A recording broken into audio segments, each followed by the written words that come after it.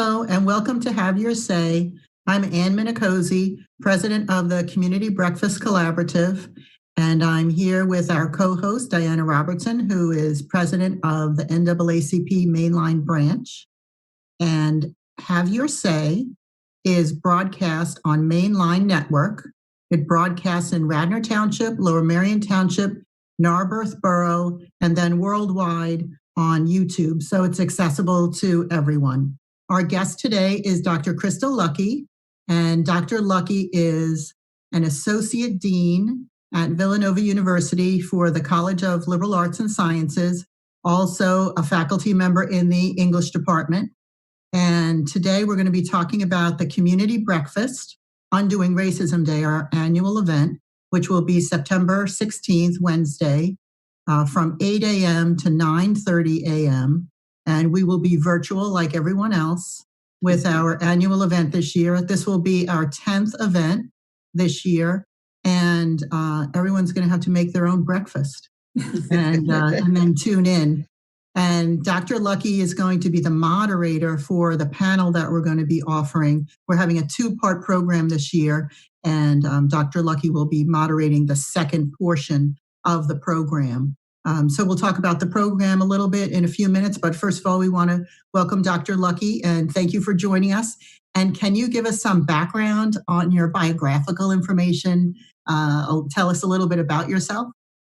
Sure. Well, first I wanted to say thank you so much for having me as a guest today. I'm really excited to be here, and I'm excited also for the Undoing Racism Day. I've been a participant at Villanova, where we've normally been in the big Villanova room. So this is going to be a really different kind of an event this year. But as you said, all of us are going virtual, and I want to get back to that because I think we're at a really interesting moment. So we'll talk about that in a minute. So I, as you said, that I'm the Associate Dean for Baccalaureate Studies at Villanova in the College of Liberal Arts and Sciences, and I have been a faculty member in the English department. I'm Associate Professor of English. My specialty is 19th and 20th century African American literature. So I have been teaching, I've actually been teaching for 30 years now, but I've been at Villanova. This is my 24th year. And I have been teaching a range of texts. When I came to Villanova, I just started developing all of these courses in African American literature, ranging from courses on the Harlem Renaissance, and then eventually I started teaching courses on the African American short story, and then I started doing work on Toni Morrison and then on the playwright August Wilson. And before I knew it, you know, when I went to graduate school, I was really focusing on the mid-19th century to the mid-20th century. But necessity pulled me into really almost to the present day, because I was following the works of Toni Morrison until her, what I considered to be her way too early passing. And the work of August Wilson. So I was like teaching and working right up until the last, you know, until their last breath, working on their works. So I just teach all of this stuff. And then my work as an associate dean, I work with our undergraduates to help our undergraduate programs, to support our undergraduate programs. And that's a whole range of things. So that's kind of what I do. Great. All right, good. Well, just to give an overview of our program for our audience, we're having a two-part program this year. The first part of the program will be interactive, and this really gets to, in part, the advantages of having Zoom, having a virtual event. We're going to use the breakout room function and have groups have the experience of Bread for the World's racial wealth gap simulation, where you go through a number of different policies, and each person in the group plays as a Black participant or a white participant. You read the policy cards and look at based on those policies, who gets a money card, who gets a land card or a property card, and who gets a lost opportunity card, or maybe even two.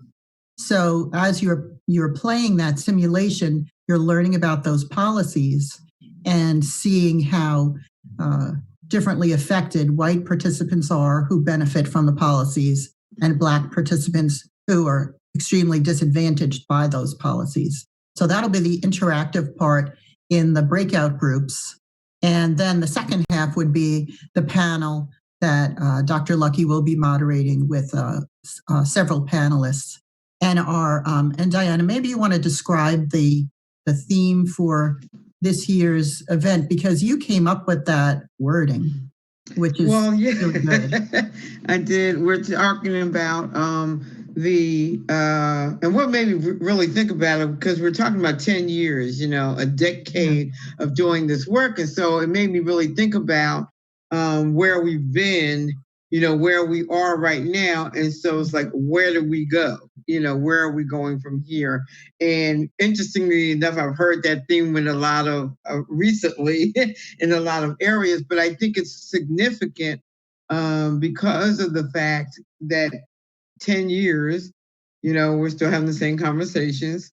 We're still doing the same things. We're still referencing the same quotations from different people like Martin Luther King, who's, been gone for 55 years. And, so you start to think, where do we go? Where's a solid place that we can really look at to move forward as we're really trying to embrace the beloved community, or have what manifests into a beloved community, but we're not there yet. And it doesn't seem like, we're that close, except for recent incidents that has brought about more awareness. So, yeah. If I could jump in here, I think this is exactly what I was thinking about. And Diana, you kind of are articulating some of my sentiments, because I in an effort to be completely transparent, I am who I am. mm-hmm. I kind of get opinions about things. But, when everything began to erupt, certainly not just with the death of George Floyd and Breonna Taylor and Ahmaud Arbery, but, of course, some of us have been thinking about these issues, right? About the vulnerability of Black bodies for many, many years. Yes. And certainly with the development of the Black Lives Matter movement and the death of Trayvon Martin. But, those of us that have been thinking about these issues for many, many years, for decades, as right. said Diana about, we're celebrating 1 decade of, this particular part of the movement. I have to admit that there was a certain amount of frustration that I was feeling, in addition to my sadness and anger over what was happening to Black bodies as a result of state-sanctioned violence. Mm-hmm. I was thinking about those of us that have been doing this work for many years. And I mean, I've been doing it for 30 years, but I thought about people who've been doing it for 50 years and 60. Right.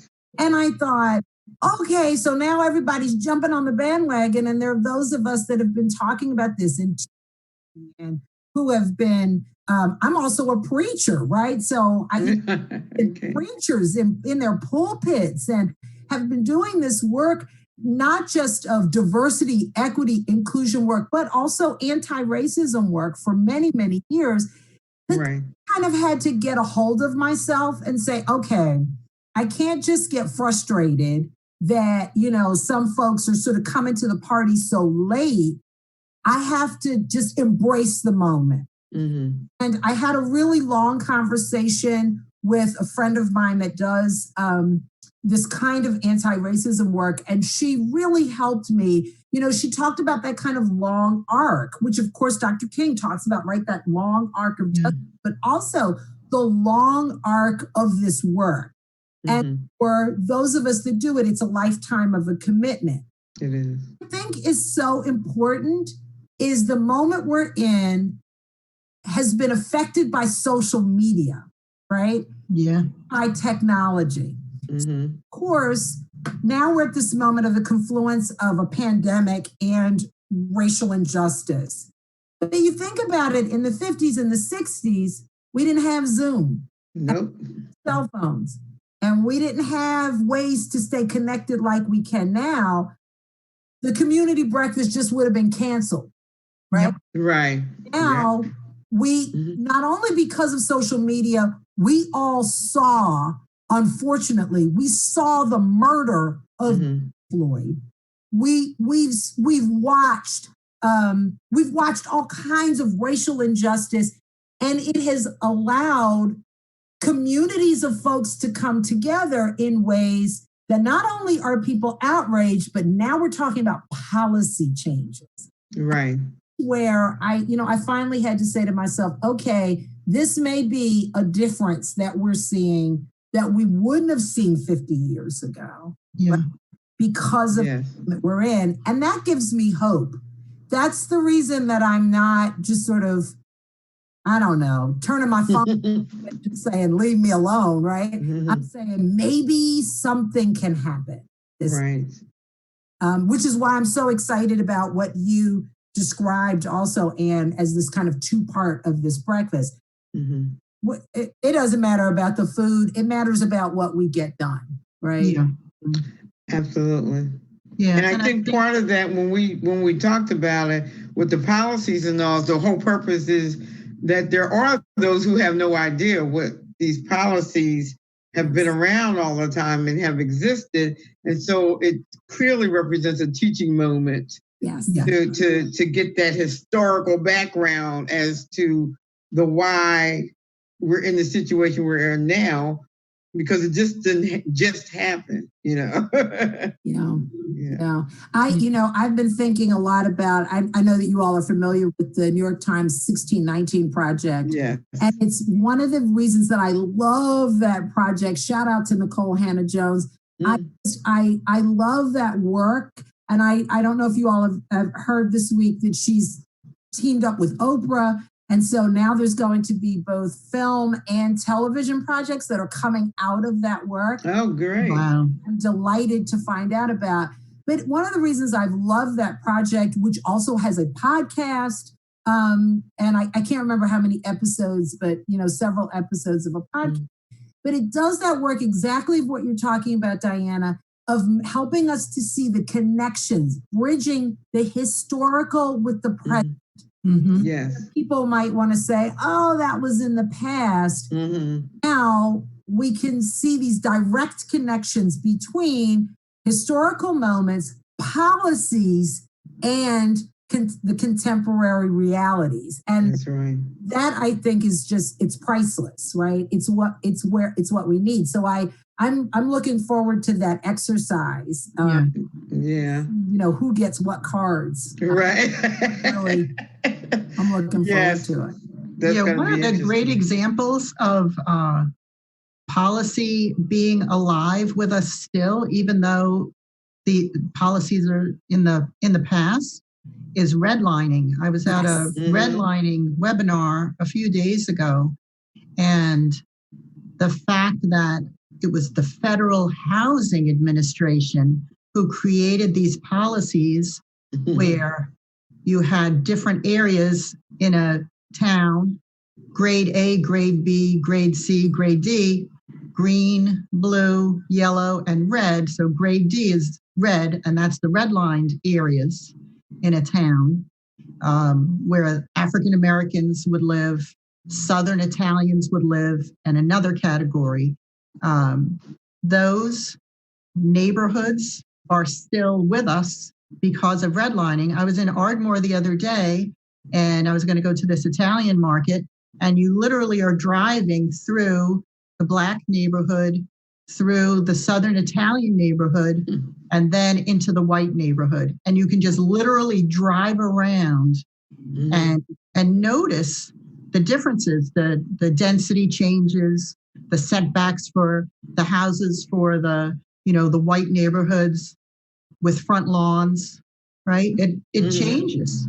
Yeah. And that's very much with us. So And I'm pretty sure that that's one of our policies or one of Bread for the World's policy cards in the simulation. I remember that.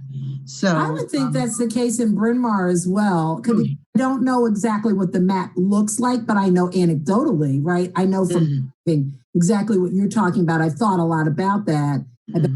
I'm like, this looks really constructed by design, right? Right. The way that the community looks. Right. And then Diana, even from the NAACP's perspective of examining policies and trying to change things, trying to change policy, that overlaps with Bread for the World too, with the simulation. Right. I mean, I think one of the things for me, when we talk about years, I've been with the brand for over 30 years doing NAACP work. And so I've learned to understand how policies and laws impact some of these different structures that are very much still in place. And so in particular, especially with education and all of that as well, when things are happening, usually that's my first question. So what do the policies say, because people tend to, most people don't really know all of the policies, and those who do use them say, well, we're following our policies, what is the problem? The problem is the policy that, we need to start to change some of the policies. But a lot of people don't realize that and understand. And that's always my first question. What do the policies say? What's there? What's not there? What should be there? And being able to really look at that. So most systems don't like me very much because that's usually one of the places I start. Yeah. Diana, I completely wholeheartedly agree. I never thought about policy, to be quite honest with you, particularly as an educator in higher education. I thought about the policies until I became an associate dean, right? Well, I went into an area of higher education where policy, as the sort of the arbiters of the policy, right? The ones that are creating them, but then also the ones that are upholding them. Right. Also made me think about who is at the table, who is creating the policies. That's right. When certain folks are not represented, whether you're talking about Black and Brown people, whether you're talking about women. I've been reading this really fascinating series of articles that the New York Times, their digital portion, put out this week, called 7 Issues in Her Words. And it's all about the ways that policies and practices affect women, that when people are not at the table, right, like if you're not looking with certain lenses, you're not necessarily thinking about the people that aren't represented or the people who are going to be most adversely or positively affected. Yeah. And, and I have become a very big proponent of reviewing policies as well. Right. Because when the policies don't work and when you have too many exceptions to policies, it means problem with policy. That's right. That's right. And so I thank you for that, because it sort of reinforces for me the importance of policies, right? On many levels. They really are. And I've learned that throughout time, but that's, and what I've come also to understand is that most people don't realize that. And so they're struggling with, how do I get around what's happening? Well, let's check out the policy. Let's see what it says. Like I said, sometimes what it doesn't say, and how do we then begin there and start to navigate the system? Because I guarantee you, those policies are the reasons why things are or are not happening. Yeah, and getting back to the redlining as an example, the person who was presenting the webinar talked about Mount Airy area of Philadelphia and how they have inclusionary zoning so that you can have an integrated neighborhood. Mount Airy is intentionally, because of the policy, is integrated. And she gave a couple of other examples. I grew up in Mount Airy. And it's so great that, that's nearby for us. This was a webinar that was attended nationwide, attendees. But having a policy that you create, that's the other thing that I wanted to say is we have these policies that literally shape our streets, roads, neighborhoods, but humans created them. So, let's just look at our watches and say, okay, so what time are we changing this? Because here we go. Let's start changing these things. That's right. Once we realize what the policies are.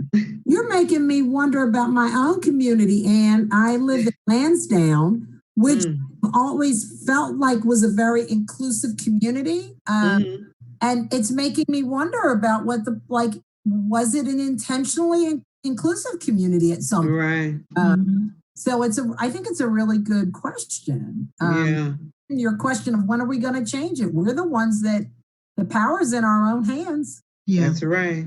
And I think the good thing about, this year, as we talk about, right, how do we move forward is being able to look at, right, what are those actions that we're going to realistically take in order to really be able to see the change, happen.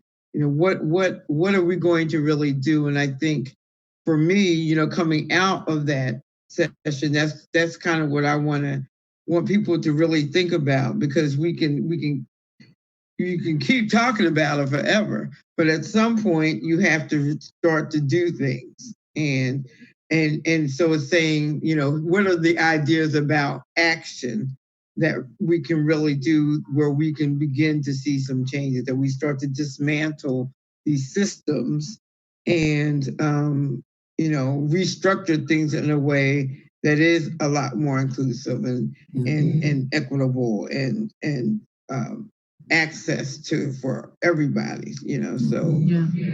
So what action are we going to take to start to make those things happen? Knowing we still going to have to fight, but but we have, I think, in certain areas now, it's a unique opportunity for us to be able to at least begin that process, I think. I like the idea that we're talking about with the redlining and talking about where each of us lives. What is the history of the place where we live, and learning that history? Like, for instance, on my street, the houses on one side of the street are Victorian houses. And they're from the time when on my side of the street, which is the newer houses more built in the 1950s, that side of the street was part of an estate. So the houses across the street, the Victorian houses, I don't know, it sounds fancy when you say Victorian houses, but they're older houses. That's where people lived who assisted with running the estate. So you have these neighborhoods that are on the edges of golf courses and that kind of thing, where you can see the boundary, and some of the golf courses are still there. And then next to the golf courses, you have the houses of the people who play golf, and then the houses of the people who help to run the golf course and the catering and all of that. So, and you can still see that now around the main line. Right. So if each of us, for our homework, because I think one thing that is happening more and more in all the Zooms that I'm attending is, and just with this work of undoing racism and learning how to be an anti-racist, is educating yourself, reading more, learning more, attending more webinars. So maybe, as we're leading up to our event on September 16th, homework for people who are watching this program is to learn more about, well, where do you live? What policy, look at that one policy, the redlining, and look at that where you live. That could be one piece of homework, but I know we have to wrap up here pretty soon, and it's good that we're working together for 10 years to undo racism. I would love to go out of business. so we get all of this solved and we can live together peacefully in the beloved community. So we're marking a decade of undoing racism and having these dialogues. Just jump in. I'm just thinking about, as you're talking about going out of business. I mean, wouldn't it be wonderful? But it's also reminding me of the legacy of people who have given their lives to work. And I'm thinking this week about the passing of John Lewis and the I know. Indian, right? Yes. And these men who they just literally gave their lives to they did work. Yeah. And it's just been very, very touching to me this week. The tributes and listening to their voices, reminding us. I agree with you, Anne. I would love to go out of business, right? I would love it if there were no more school districts that needed my help, or you know what I mean? Like if we had we were at the place where we had created the beloved community that men and women gave their lives trying to create, and so grateful for their work. And it reminds me not to get tired, right? I kind of rebuke myself, right? Like, stop it. You have nothing to complain about. So, so I agree with you, Anne. I want to go out of business. I want to. I do. So as we're reaching the conclusion of our time here, so Crystal, what would you just want to say, in terms of what people really should think about as we, as they come to the breakfast, but during this time of, the protest and people want action, what should they think about as to how to begin taking action? It's a great question. And I love that Anne gave us homework to do like one thing. I've been thinking a lot about that because you can't do everything. No. Right? But the idea of tackling something, I've been listening to this wonderful podcast, a 21-day boot camp podcast with Girl Trek. And it's been talking all about like these unsung Black women, some that we know, some that we don't. And I've been thinking a lot about that people during, let's say, the 50s, the 60s, the 70s, they did whatever their one thing was. And that's what I want people to come to the breakfast thinking about. What is your one thing? Whether or not you're thinking about policy that you can address, or whether you're thinking about your own talent, your own strength. How do we contribute with the thing that we're good at? Right. Thinking a lot about this with moving to Zoom. Like, I don't know how good I am going to be at all the stuff on Zoom, but I'm trying to use the strengths that I have to do the work I can do, even as we're shifting and changing our technologies. How do we jump into this work with our strength, our individual unique thing that we can contribute? And I think we all have to answer that for ourselves, but that's what I want the people to be thinking about as they come to the breakfast. Okay. Well, thank you.